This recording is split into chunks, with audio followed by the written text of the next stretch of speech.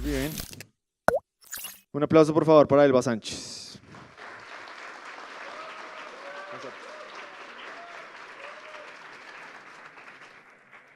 ¿Aló? ¿Me escuchan? Sí, bien. Hola, ¿cómo están? Bueno, mi nombre es Elba Sánchez, yo soy ingeniera de sistemas, vengo de la ciudad de Barranquilla, no como dice Juan Pablo de Chile, pero sí estoy viviendo entre Barranquilla y Santiago, entonces por eso es que me hacen la broma con eso. Eh, bueno, ¿qué les vengo a contar? Yo soy, como les dije, ingeniera de sistemas, trabajo para una startup que está basada en la ciudad de Nueva York y allá trabajo oficialmente como backend developer la mayoría del tiempo. Entonces, el día de hoy vengo a hablarles un poco sobre mi experiencia, pasando de trabajar solamente del lado del backend a un poco del lado del frontend y por ende el título de la charla, del backend al frontend sin morir en el intento. Y bueno, espero ojalá les guste, pero primero quisiera hacerle unas preguntas, un pequeño estudio de mercado como para saber con quiénes estoy hablando. Quisiera saber aquí quiénes nada más se identifican como backend developers o personas que trabajan solo del lado del servidor. Me imaginé que eran pocos. Y bueno, ¿quiénes se creen y se denominan personas que trabajan del frontend? También me imaginé que la mayoría. Y aquellos que trabajan para ambos, full stack developer, todos. Bien, genial. Bueno, quiero decirles también que esto no es una guía, no es un paso a paso de mí para decirles a ustedes cómo pasar del backend al frontend, sino mostrarles las cosas que las personas que estamos trabajando solamente en el backend podemos disfrutar de las cosas que hay en el frontend. Y bueno, para aquellos que alzaron la mano en el backend y nunca se han interesado en cosas del frontend, de pronto aquí hayan cosas que les vayan a servir y les vayan a gustar. Y aquellos que alzaron la mano en el frontend y full stack, que fueron la mayoría, que bueno, ojalá encuentren unos tips u unas cosas que puedan usar en el día a día en su trabajo. Y bueno, quiero empezar contándoles un poco sobre mí. Más o menos tengo 4 años desarrollando software. Empecé trabajando para empresas y entidades colombianas, haciendo básicamente de todo. En ese tiempo, de verdad, no tenía mucha idea de la definición y la diferencia que había entre el backend y el frontend. Sí, entonces básicamente era desarrolladora full stack, pero había algo que no me gustaba hacer de todo ese montón de cosas que hacía y era CSS. Y bueno, la verdad nunca me he considerado una persona la mejor capacitada para darle estilo a algo, no tengo el ojo del diseño, definitivamente no. Y de hecho si me preguntan y me han preguntado cómo diseñaría algo, cómo colocaría algo en una página web, lo colocaría todo de color verde. Y bueno, en esa época hubo algo que influenció mucho en mis pocas ganas de hacer CSS o cualquier cosa que necesitara estilo, de hecho, desde una animación hasta cambiar, no sé, el layout de algunos componentes en la vista de la página web, y era que no había alguien que estuviese un rol de una persona que estuviese dándonos los diseños de cómo se debería ver el producto final. Y lo dejaban todo en nuestras manos y definitivamente en mis manos no iba a quedar bien. Entonces, ya por eso le empecé a coger como un poco de fastidio y aunque tenía la ayuda de frameworks y librerías de UI como para tener sí los botones lindos, los componentes en general no era suficiente y en la hora de hacer hacks o de no, mira, esto no debería ser así, sino que debería moverse con respecto a tal otra cosa, ya no le daba mucho. De hecho, hubiese sido genial tener a alguien como Helen, que ahora dio la charla, en ese tiempo para no tener que sufrir todas estas cosas. Y bueno, estando en esta posición, teniendo que hacer CSS igual, me tocaba hacer un poco de unos sacrilegios que no se debían hacer. Recuerdo mi clase de programación web de la universidad, la primera clase de CSS, lo primero que nos dijo el profesor fue: por favor, nunca utilicen tablas para posicionar elementos en la vista. Y bueno, obviamente perdí la cuenta de cuántas veces lo hice en ese tiempo. Y, y nos dijo que cada vez que hiciéramos eso iba a morir un pobre animalito. Entonces, bueno, eran cosas que sabía que estaban mal y que no quería hacer en realidad. Entonces dije, si voy a hacer las cosas mal, mejor no las hago. Entonces como que mejor me alejo de esta parte que es el frontend, y me dedico a lo que sé hacer y a lo que me gusta, que es el backend. Yo sé que si mi profe está por ahí, ojalá, bueno, no lo decepcione, pero bueno. Entonces, ya después cuando tuve la oportunidad de conocer un poco más la diferencia entre el backend y el frontend, me di cuenta que todo el mundo pensaba de esta manera, así como el frontend lo bonito, no sé, un campo de rosas, y que en el backend era definitivamente un paraíso apocalíptico, algo así. Y no, yo decía, pero ¿por qué? Eso para mí no es así. En realidad el frontend es de esta manera. Ese es el escenario que yo me pintaba. Entonces, bueno, eso era lo que me pasaba a mí, esa era mi percepción, y yo decía, no, nada de frontend porque ya, no me gusta el CSS y ya.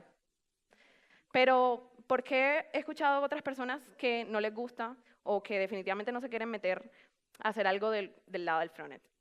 Y bueno, la primera que le he escuchado a algunos compañeros es que porque el desarrollo del lado del frontend se está moviendo demasiado rápido. ¿Qué quiero decir con esto? Bueno, esto es una escultura que está cerca de un parque en la ciudad de Nueva York, y yo me pregunté cada vez que pasaba por ahí o sea, qué dicen ese montón de números. Y un compañero me respondió que era el número de frameworks de frontend de JavaScript que salían por segundo. Y yo, tiene sentido. Pero no, en realidad es un reloj. Y bueno, hay personas que gastan mucho tiempo y dinero aprendiendo un framework X para que después, o sea, exagerando un poco, a la mañana siguiente esté muerto. Pero sí, si no exagero, no soy barranquillera, así que tengo que exagerar. Y bueno, sienten que a pesar de todo el esfuerzo que han entregado y muchas horas de estudio y dedicación, sus habilidades, o sea, no se están viendo en realidad porque pues el framework que aprendieron ya está obsoleto o algo así. Y bueno, esto en realidad no solamente pasa en los frameworks de frontend, sino en la mayoría de frameworks de JavaScript, pero sí, como yo les he dicho, eso pasa definitivamente en toda la industria, no solamente del lado de JavaScript. Y no sé si recuerdan este hilo de conversación donde alguien decía como, no, pero si ya este framework murió cuando salió Ember, y no, ya murió cuando salió React, y React murió cuando salió Vue, y Vue murió cuando salió tal, y así, etcétera. Entonces, definitivamente, además de que todos mueren, hay muchas opciones, y pues esto no es nada trivial. Ya la segunda son los soportes para los navegadores. Hay personas que definitivamente les fastidia esto y creen que es una piedra en el zapato. Yo sé que esto no es como en un tiempo anterior donde era un poco más complicado. Antes era un problema más grande que ahora. Ahora hay definitivamente mucho apoyo de la comunidad que está detrás de cada uno de estos navegadores.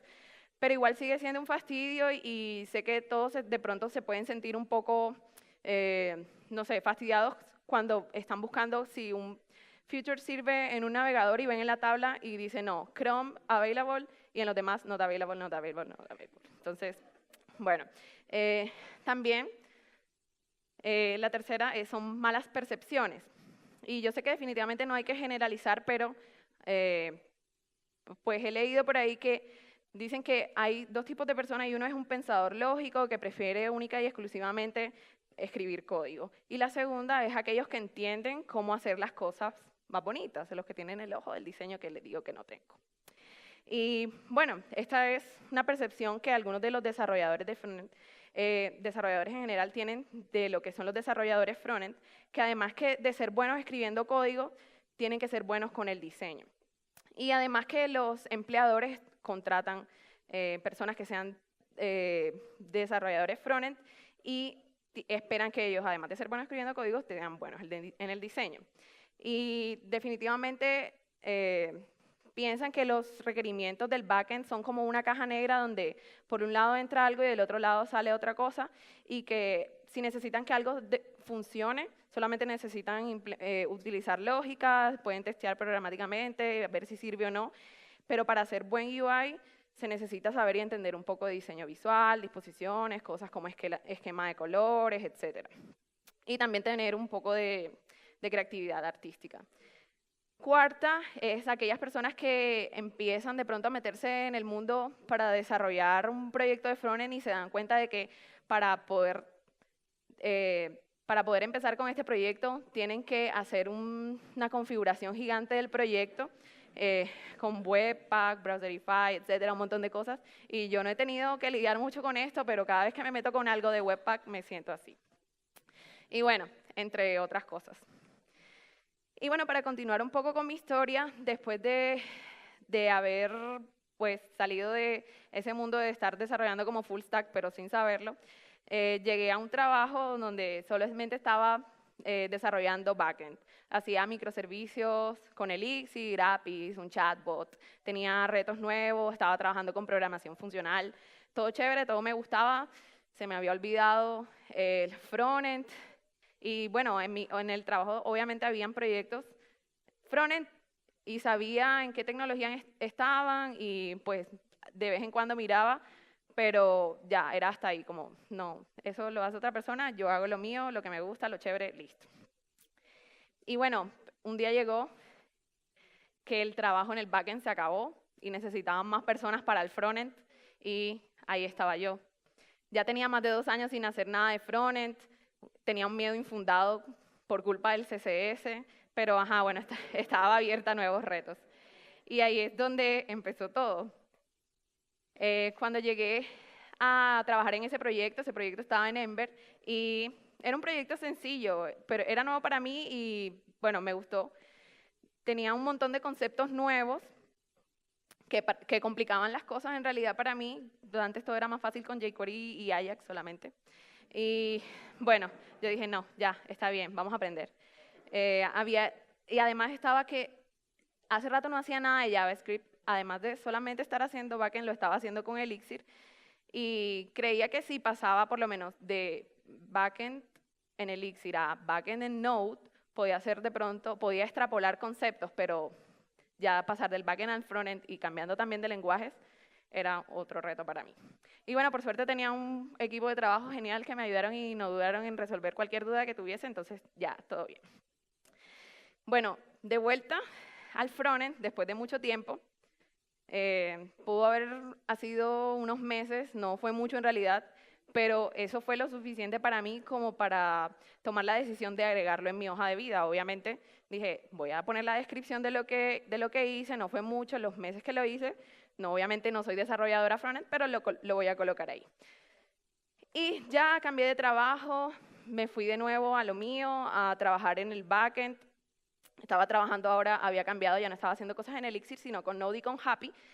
Y tenía nuevos desafíos en el backend, lo que estaba bien para mí porque me gustaba. Y bueno, otra vez pasó, un día necesitaban a alguien que trabajara en unas cosas pequeñas, en la app de Ember que tenían. Y adivinen quién tenía que sabía Ember en la hoja de vida, yo. Entonces, bueno, yo dije, yo puedo, ¿por qué no? Ya había hecho Ember, había estudiado algunos meses y sentía que por lo menos podía hacer un CRUD. Y bueno, mientras no me topara con nada de CSS, todo estaba bien. Pero me encontré con una pequeña sorpresa de que esta app, en este nuevo trabajo, estaba en la última versión de Ember y que todo lo que había aprendido en el trabajo pasado estaba ya obsoleto. O sea, le habían quitado un montón de cosas y la habían cambiado por otras, entonces, bueno, ya, otra vez tocó aprender de nuevo. Además, este proyecto era mucho más grande que el que había trabajado anteriormente.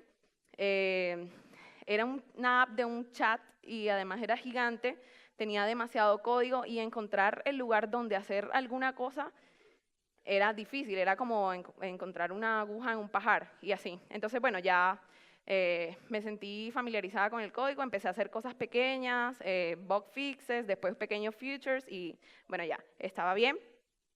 Hasta que unos compañeros decidieron que la aplicación estaba quedando muy grande y que era hora de migrar la parte del chat a otro framework. Y ahí fue que decidimos trabajar con Vue.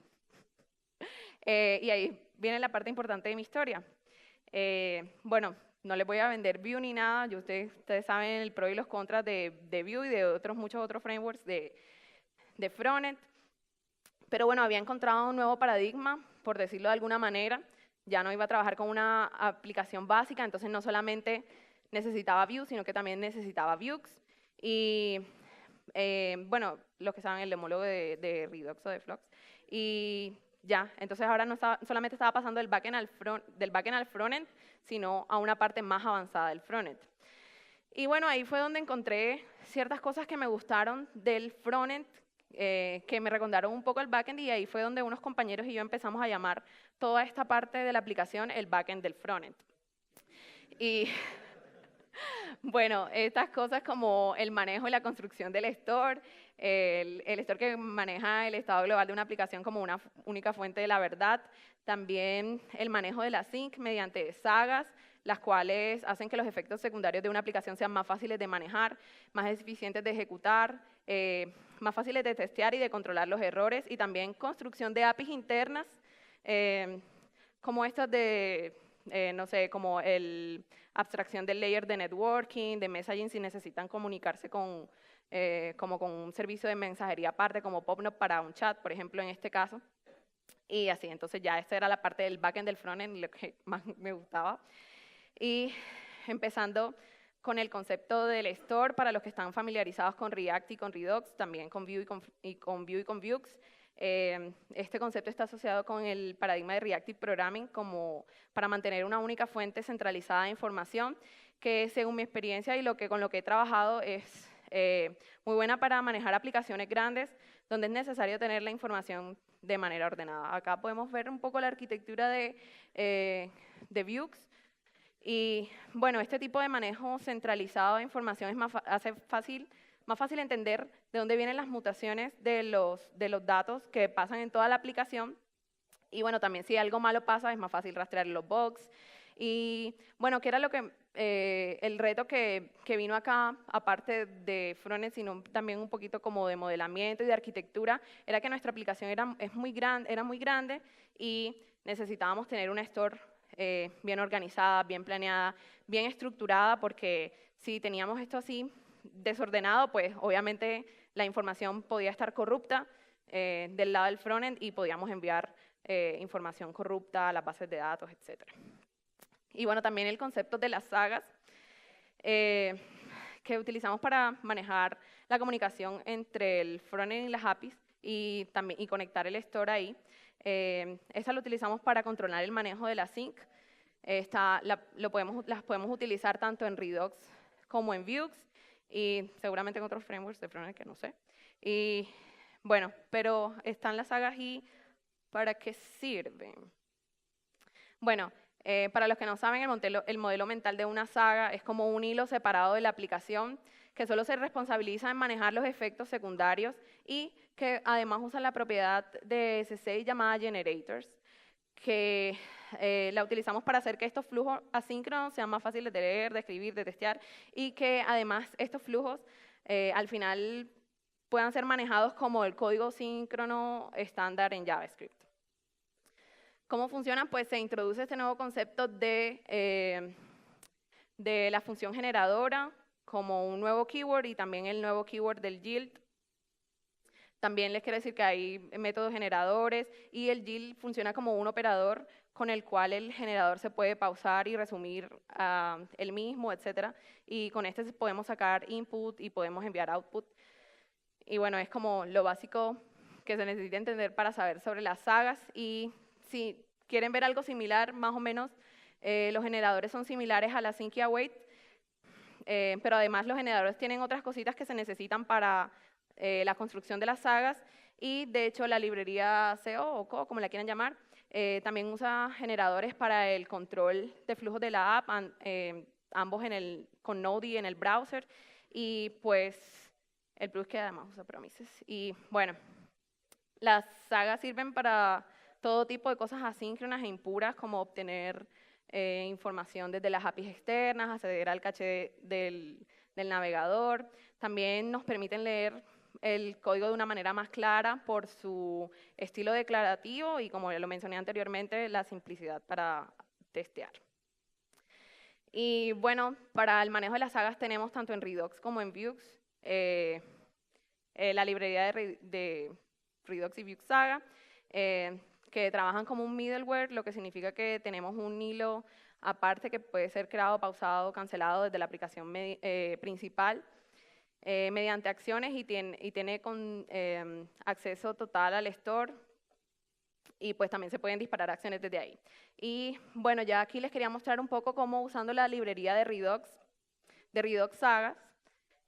Podemos ver cómo las sagas funcionan. Primero en esta function mySaga es una función generadora que escucha las acciones de esta mutación userFetchRequested y llama después de esto a la función de generadora del fetchUser al recibirla. El takeEvery que ven ahí es en mySaga, significa que va a escuchar todas y cada una de las acciones del userFetchRequested y el takeLatest que está arriba en el import significa que hay múltiples acciones, que si hay múltiples acciones disparadas, solo se va a tomar la más reciente y que las anteriores van a ser canceladas.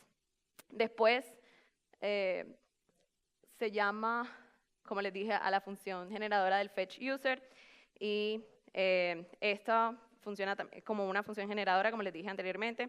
Se hace el call a la API externa y la palabra que les mencionaba de los generadores, el yield, hace un bloqueo hasta que la promesa se resuelve. Y después de esto, en el put hace un dispatch de esa mutación para cambiar ya el store. Y como esto que les dije que con el yield se puede bloquear el código, podemos usar un try y un catch para manejar errores. Ya. Sí, y también otro beneficio de las sagas son los tests. Son los métodos estos de call y de put devuelven objetos de JavaScript. Entonces las pruebas unitarias pueden simplemente testear el valor que ha sido pausado con una simple comparación. Y también la otra cosa que nos gustaba de esto, que hace parte del backend del frontend, es la construcción de APIs internas, como les dije, dependiendo igual de la complejidad del proyecto, si necesitan comunicarse con, no sé, como un servicio como PopNop, vamos a tener como siempre que construir abstracciones de layers en nuestra aplicación. Y bueno, como me están diciendo que me estoy demorando mucho. Como para concluir, tengo un compañero que me mencionó hace poco que él no entendía muy bien la separación entre el frontend y el backend, porque de hecho un buen desarrollador podría pasar de uno al otro sin tener mucho problema. Pero yo creo que en realidad eso no es como, no sé, algo de capacidad técnica ni nada de eso, sino de gustos, como me pasaba a mí. Por lo menos yo definitivamente no quería tener nada que ver con el CSS, pero me di cuenta que habían más cosas en el frontend que solamente CSS. Entonces, como ahora mismo todavía, o sea, estoy trabajando con cosas del frontend y ya se puede decir que no soy oficialmente backend developer, sino full stack developer, igual no me meto con nada de CSS. Y ya, como les dije, estaría bueno tener así a alguien como Helen en el equipo de uno para que lo pueda ayudar con esas cosas. Y sí, definitivamente puedo trabajar en el frontend con mi límite de CSS, pero ya, y entonces por eso les digo que a aquellos que están acá que también tengan algún miedo infundado de por qué no quieren irse a trabajar al frontend, o aquellas personas que apenas estén empezando y tengan malas percepciones, pues les digo que hay más cosas, además de las cosas malas, y que bueno, ojalá les sirva esto. Y ya, muchas gracias.